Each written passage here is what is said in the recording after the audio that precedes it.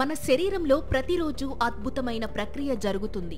మన జీర్ణాశయంలో రోజు కొన్ని లక్షల కణాలు పుడుతూ చనిపోతూ ఉంటాయి. ఇది పూర్తిగా సహజ ప్రక్రియ. కానీ కొన్నిసార్లు ఈ కణాలు అదుపు తప్పుతాయి. అప్పుడే జీవితంలో పెద్ద సమస్య మొదలవుతుంది. జీర్ణాశయం అంటే మన పొత్తి కడుపు మధ్యలో ఉండే ఒక కండరపు సంచి. దీని ఆకారం ఆంగ్ల జే అక్షరంలో ఉంటుంది. దీని సైజ్ దాదాపు మన 2 చేతుల అరచేతుల కంటే కొంచెం పెద్దగా ఉంటుంది. మనం తిన్న ఆహారం మొదట నోటిలో నమలడం, లాలాజలంతో కలిసిపోవడం, ఆ తరువాత అన్నవాహిక ద్వారా ఈ జీర్ణాశయంలోకి వస్తుంది. ఇక్కడ ఆహారం 2 నుండి 4 గంటలు ఉండి బలమైన యాసిడ్ మరియు ఎంజైమ్స్ తో కలిసిపోయి జీర్ణమవుతుంది. ఇక ఈ జీర్ణాశయంలోని కణాలు అదుపు లేకుండా పెరుగుతూ గడ్డ తయారు చేస్తే దానిని జీర్ణాశయ క్యాన్సర్ అంటాము. క్యాన్సర్ ఎక్కువగా జీర్ణాశయం లోపలి పొర అయిన మ్యూకోసాలోనే మొదలవుతుంది.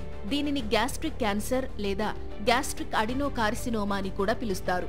చికిత్స లేకుండా వదిలేస్తే ఇది లివర్, క్లోమం, పేగులు, ఊపిరితిత్తుల వరకు వ్యాపించి ప్రాణానికి ముప్పు తెస్తుంది.